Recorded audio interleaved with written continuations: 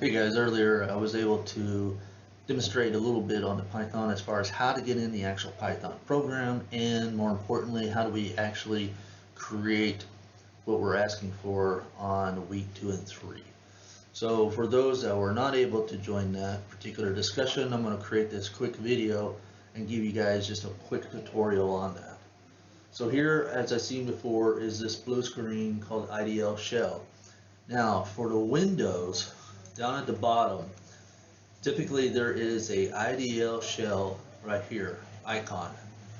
Simply do a right click on it, and then you can choose this IDL Python, or if you need to, go into your Windows browser and then you can do a search for Python.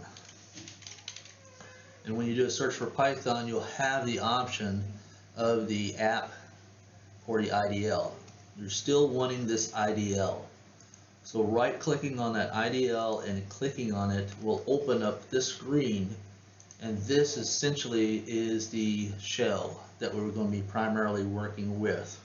Okay, so I did a couple of videos. You can use this, but what I want you to do is hit File, New File, and this will bring a blank type of screen.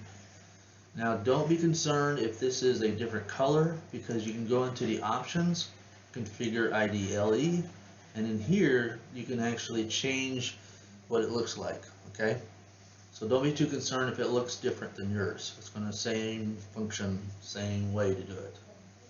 So the hashtag or the # is a comment, and it tells Python ignore me. So it will ignore any comments.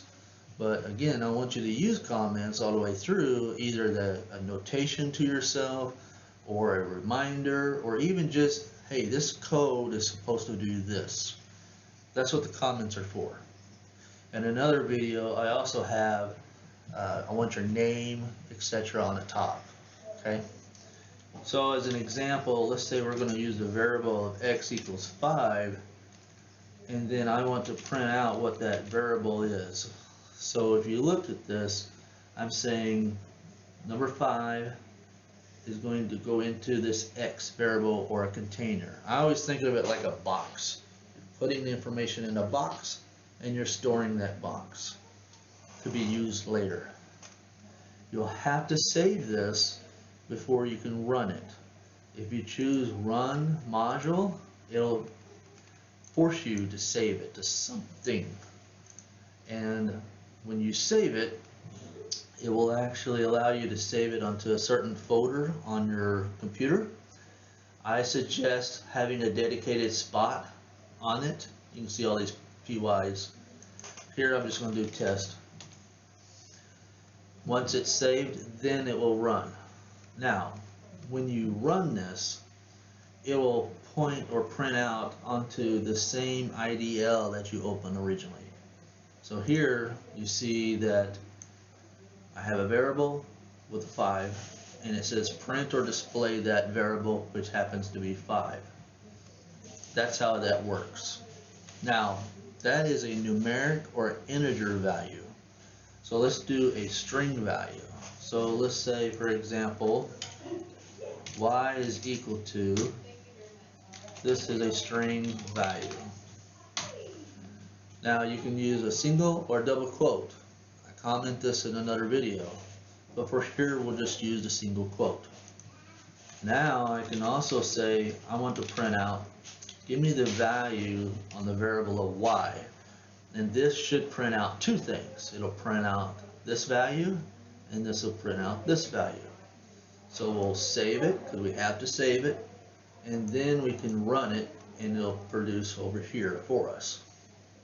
And there it is, 5, and this is a string value. Now there was a question in as well. How can you actually print both of these values out on one string or one line? Alright, let's try that. So if I do an x plus y, this plus sign is basically saying a concatenation. Let's push this together. But if I run it, it's going to error out. and I'll show you that error, and then I'll show you why. So I'll save and run it, and it's going to pop out an error right here. And this error says, okay, I don't understand this. You're telling me to print out an integer value and a string value. Python cannot do it all at once like that. You can't have two different data types, right? So how do we combat that? We're going to have to change both of them into a string value. Well, this is already a string value, so I don't have to worry about why.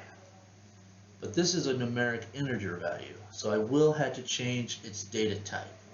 And I touch on this, I think it's in week 4. But I'm going to show it to you here so you can have something to play with. So basically what I will tell Python to do is, like, I want you to change the variable from an integer to a string type. So let's look at this step by step. As Python is ran, it'll say, okay, I'm going to ignore this because it's a comment. Okay, here's a variable of x. You're telling me to put this integer value of 5 into here. Here's a variable of y. Okay, I'm going to put this string value into y.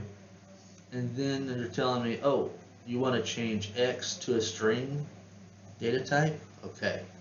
Then print out. So let's go ahead and save, and we'll run it.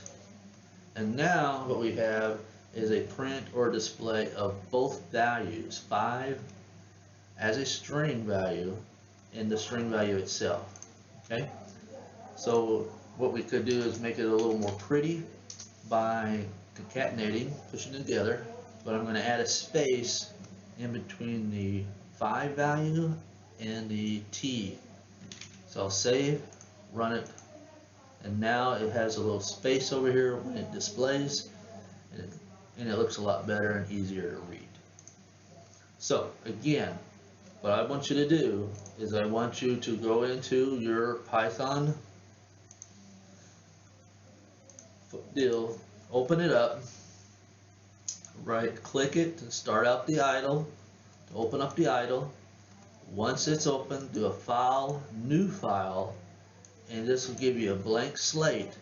And here I want you to save it and then upload it on that exercise that I request you to submit it in. And then we can look at it and talk about it in a group. Okay? Hope that helps. Any other questions or anything, let me know.